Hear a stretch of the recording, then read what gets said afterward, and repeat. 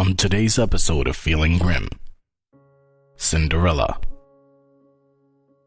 The wife of a rich man fell sick, and as she felt that her end was drawing near, she called her only daughter to her bedside and said, "Dear child, be good and pious, and then the good God will always protect thee, and I will look down on thee from heaven and be near thee."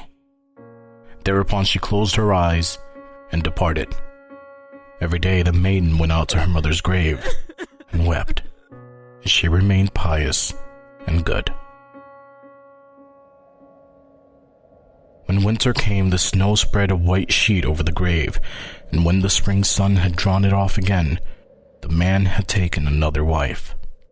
The woman had brought 2 daughters into the house with her, who were beautiful and fair of face, but vile and black of heart. Now began a bad time for the poor stepchild. "Is the stupid goose going to sit in the parlor with us?" said they. "He who wants to eat bread must earn it. Out with the kitchen wench."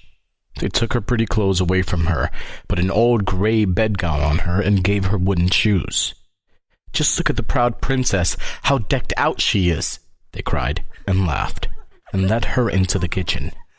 There she had to do hard work from morning till night, get up before daybreak, carry water, light fires, cook, and wash. Besides this, the sisters did her every imaginable injury. They mocked her and emptied her peas and lentils into the ashes, so that she was forced to sit and pick them out again. In the evening, when she had worked till she was weary, she had no bed to go to, but had to sleep by the fireside in the ashes. And as on that account she always looked dusty and dirty, they called her Cinderella. It happened that the father was once going to the fair, and he asked his 2 stepdaughters what he should bring back for them. "Beautiful dresses," said one. "Pearls and jewels," said the second. "And thou, Cinderella," said he, "what wilt thou have?" "Father, break off for me the first branch which knocks against your hat on the way home." So he bought beautiful dresses, pearls, and jewels for his 2 stepdaughters, and on his way home he was riding through a green thicket. A hazel twig brushed against him and knocked off his hat. Then he broke off the branch and took it with him. When he reached home, he gave his stepdaughters the things which they had wished for, and to Cinderella he gave the branch from the hazel bush. Cinderella thanked him, went to her mother's grave, and planted the branch on it, and wept so much that the tears fell down on it and watered it. It grew, however, and became a handsome tree. Thrice a day Cinderella went and sat beneath it, and wept and prayed.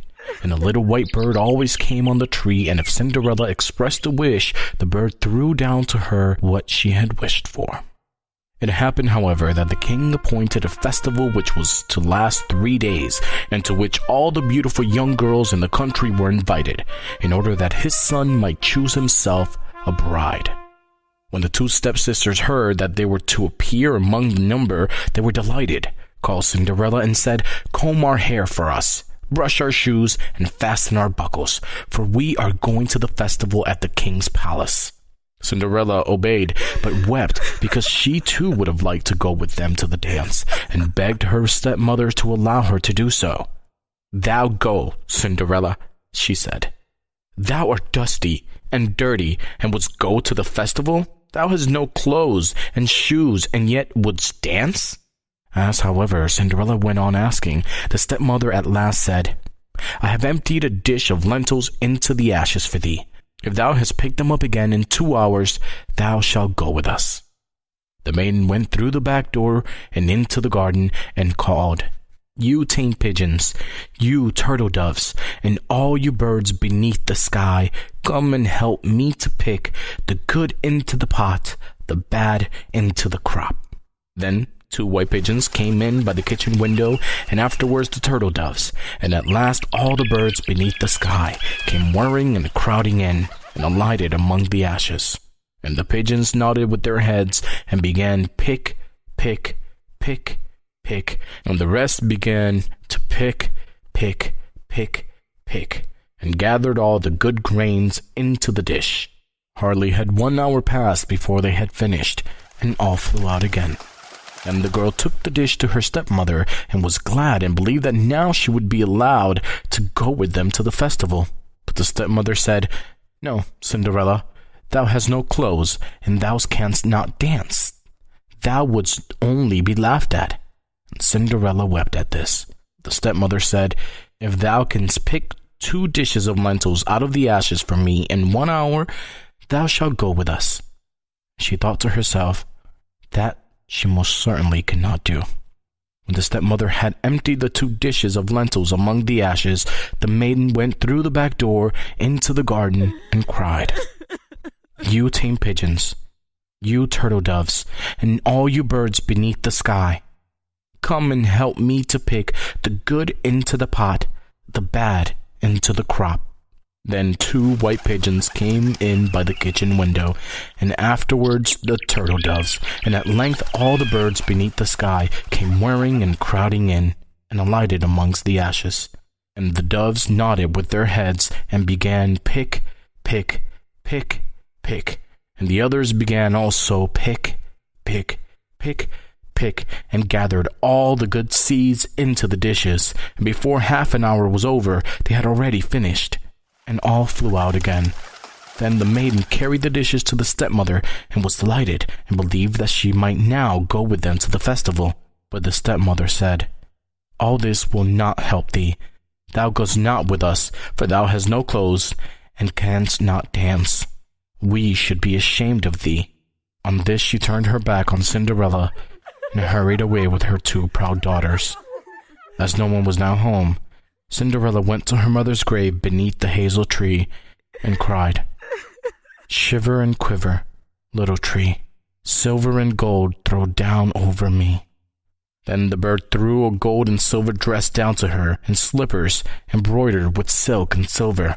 She put on the dress with all the speed and went to the festival. Her stepsisters and stepmother, however, did not know her, and thought she must be a foreign princess, for she looked so beautiful in the golden dress. They never once thought of Cinderella, and believed that she was sitting at home in the dirt, picking lentils out of the ashes. The prince went to meet her, took her by the hand, and danced with her. He would dance with no other maiden, and never left loose of her hand. And if anyone else came to invite her, he said, "This is my partner." She danced till it was evening, and then she wanted to go home. But the king's son said, "I will go with thee and bear thee company," for he wished to see to whom the beautiful maiden belonged. She escaped from him, however, and sprang into the pigeon house. The king's son waited until the father came, and then told him that the stranger maiden had leaped into the pigeon house. The old man thought, "Can it be Cinderella?" And they had to bring him an axe and a pickaxe that he might hew the pigeon house to pieces. But no one was inside it. And when they got home, Cinderella lay in her dirty clothes among the ashes, and a dim little oil lamp was burning on the mantelpiece. For Cinderella had jumped quickly down from the back of the pigeon house and had run to the little hazel tree. And there she had taken off her beautiful clothes and laid them on the grave. And the bird had taken them away again, and then she placed herself in the kitchen among the ashes in her grey gown. Next day, when the festival began afresh, and her parents and the stepsisters had gone once more, Cinderella went to the hazel tree and said, "Shiver and quiver, little tree, silver and gold throw down over me." Then the bird threw down a much more beautiful dress than on the preceding day, and when Cinderella appeared at the festival in this dress, everyone was astonished at her beauty. The king's son had waited until she came, and instantly took her by the hand and danced with no one but her. When others came and invited her, he said, "She is my partner." When evening came, she wished to leave, and the king's son followed her and wanted to see into which house she went. But she sprang away from him and into the garden behind the house. Therein stood a beautiful tall tree on which hung the most magnificent pears. She clambered so nimbly between the branches like a squirrel that the king's son did not know where she was gone. He waited until her father came and said to him, "The stranger maiden has escaped from me, and I believe she's climbed up the pear tree." The father thought, "Can it be Cinderella?" and had an axe brought and cut down the tree, but no one was on it. And when they got into the kitchen, Cinderella lay there among the ashes, as usual, for she had jumped down the other side of the tree, had taken the beautiful dress to the bird on the little hazel tree, and put on her grey gown. On the third day, when her parents and sister had gone away, Cinderella went once more to the mother's grave and said to the little tree, "Shiver and quiver, little tree, silver and gold throw down over me." And now the bird threw down to her a dress which was more splendid and magnificent than any she had yet had, and the slippers were golden. And when she went to the festival in the dress, no one knew how to speak for astonishment. The king's son danced with her only, and if anyone invited her to dance, he said, "She is my partner." When the evening came, Cinderella wished to leave, and the king's son was anxious to go with her, but she escaped from him so quickly that he could not follow her. The king's son had, however, used a stratagem and had caused the whole staircase to be smeared with pitch, and there, when she ran down, had the maiden's left slipper remained sticking. The king's son picked it up, and it was small and dainty, and all golden. Next morning he went off with it to the father and said to him, "No one shall be my wife but she whose foot this golden slipper fits." Then were the two sisters glad, for they had pretty feet. The eldest went with the shoe into her room and wanted to try it on, and her mother stood by. But she could not get her big toe into it, and the shoe was too small for her. Then her mother gave her a knife and said, "Cut the toe off. When thou art queen, thou wilt have no more need to go on foot." The maiden cut the toe off, forced the foot into the shoe, swallowed the pain, and went out to the king's son. Then he took her on his horse as his bride and rode away with her. They were, however, obliged to pass the grave, and there on the hazel tree sat the two pigeons and cried, "Turn and peep. Turn and peep, there's blood within the shoe. The shoe is too small for her, the true bride waits for you." Then he looked at her foot and saw how the blood was streaming from it. He turned his horse around and took the false bride home again, and said she was not the true one, and that the other sister was to put the shoe on. And this one went into her chamber and got her toes safely into the shoe, but her heel was too large. So her mother gave her a knife and said, "Cut a bit off thy heel. When thou art queen, thou wilt have no more need to go on foot." The maiden cut off a bit of her heel, forced her foot into the shoe, swallowed the pain, and went out to the king's son. He took her on his horse as his bride and rode away with her. But when they passed by the hazel tree, two little pigeons sat on it and cried, "Turn and peep, turn and peep, there's blood within the shoe. The shoe is too small for her, the true bride waits for you." He looked down at her foot and saw how the blood was running out of her shoe and how it had stained her white stocking. Then he turned his horse and took the false bride home again. "This also is not the right one," said he. "Have you no other daughter?" "No," said the man. "There is still a little stunted kitchen wench which my late wife left behind her, but she could not possibly be the bride." The king's son said he was to send her up to him, but the mother answered, "Oh no, she is much too dirty. She cannot show herself." He absolutely insisted on it, and Cinderella had to be called.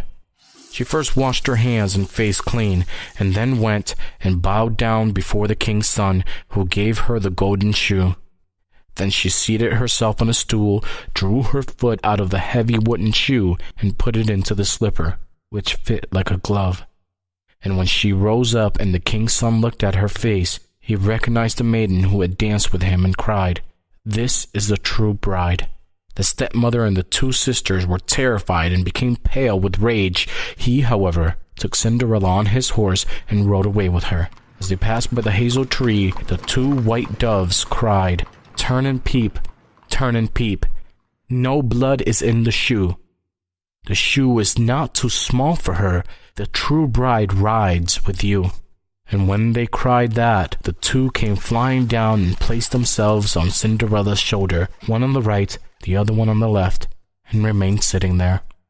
When the wedding with the king's son had to be celebrated, the two false sisters came and wanted to get into favor with Cinderella and share her good fortune.